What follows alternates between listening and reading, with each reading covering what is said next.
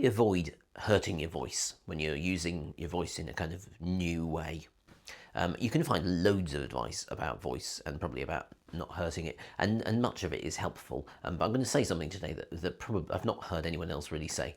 And so hang around for that. If you're interested in voice, however, in general, just subscribe to this channel, hit the bell icon, follow me on social media. Right, there you go. That's out of the way. My brain is a bit tired today because I have been teaching wonderfully a Voice for Improvisers workshop all weekend. And one thing that we were talking a lot about is creating healthy character voices, and in particular using characters through emotion, which is often a thing that causes like stress on the voice, because emotion is something that causes us to use unhealthy vocal habits. So a lot of the kind of training is about how to be healthy when you're introducing a new voice. So answering the question head on with a bit of a controversial thing to say, what's the way to avoid hurting your voice?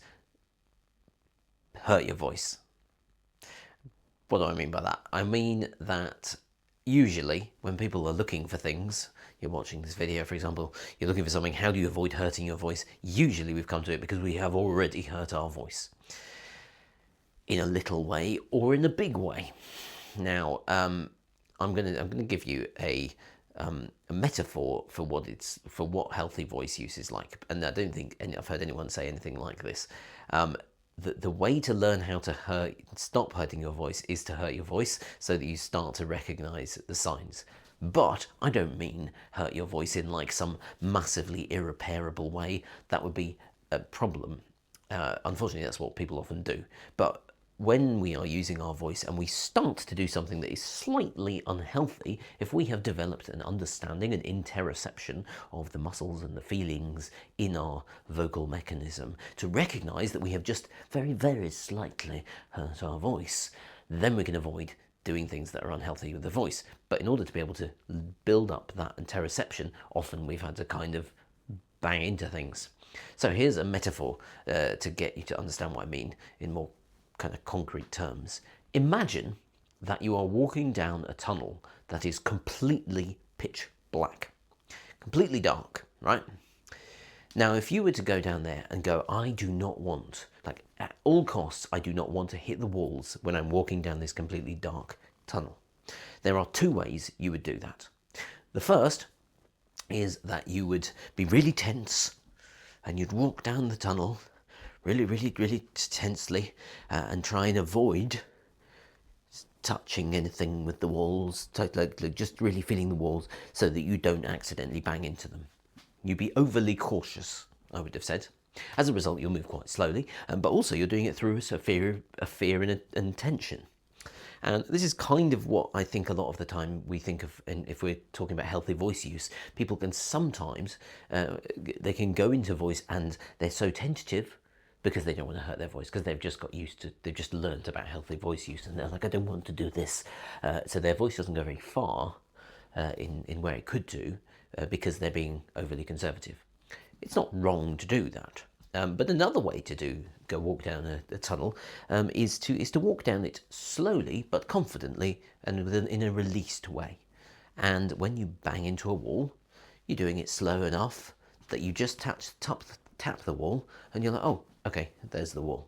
And you've kind of hurt yourself a little bit because you've just walked into the wall, but not very much. It's just a little, ooh. And vocally, what that would mean is maybe you're doing a voice for a new character, and then it's very breathy, and then afterwards you're like, oh, hang on a second, my voice is a little bit breathy, or it's a little bit spent, it's a bit dry. That's you've done something wrong basically there, but you've allowed yourself to explore that breathy quality, and now you can start to change. So these are both good options for learning the voice. What I would say is that the thing you don't want, and what people often do, is they do the equivalent of getting into this tunnel with no lights, and they just run at full speed in some direction, and then when they hit the wall, when they do something that hurts their voice, they hit it really hard, and then they hurt themselves really hard, and then they're like, oh my god, and then they cause themselves damage. So these are like, overly cautious is not wrong. It's okay. But make sure that we're not being overly cautious and not allowing ourselves to like fully use all of the possibilities of our voice because we're so afraid that we might hurt it. Because as we know about, you may or may not know, that fear itself causes tension in the body, and that tension in the body can then affect the voice.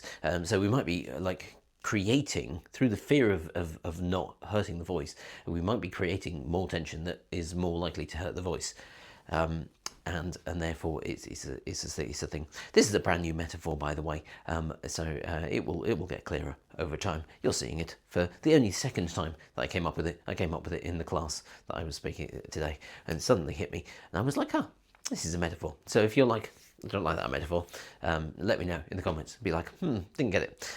But yes, it's one of those things. I quite like letting people see how far they can go with their voice, and then teaching them how to do it in a healthy way.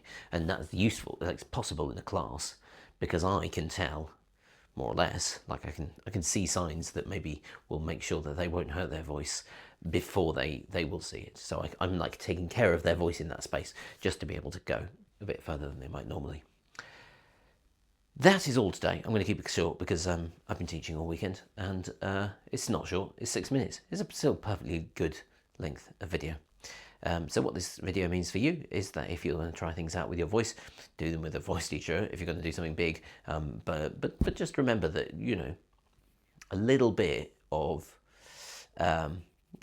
roughness or something, it's a sign. You're learning to not do that. And it's okay sometimes to just to give yourself a break if that happens, and then go, oh, I did something really terrible there. To go, okay, now I'm going to learn from it. And that is where the learning of voice is. I feel this may be a bit controversial as a video. I'm not sure what I think about it. We'll see.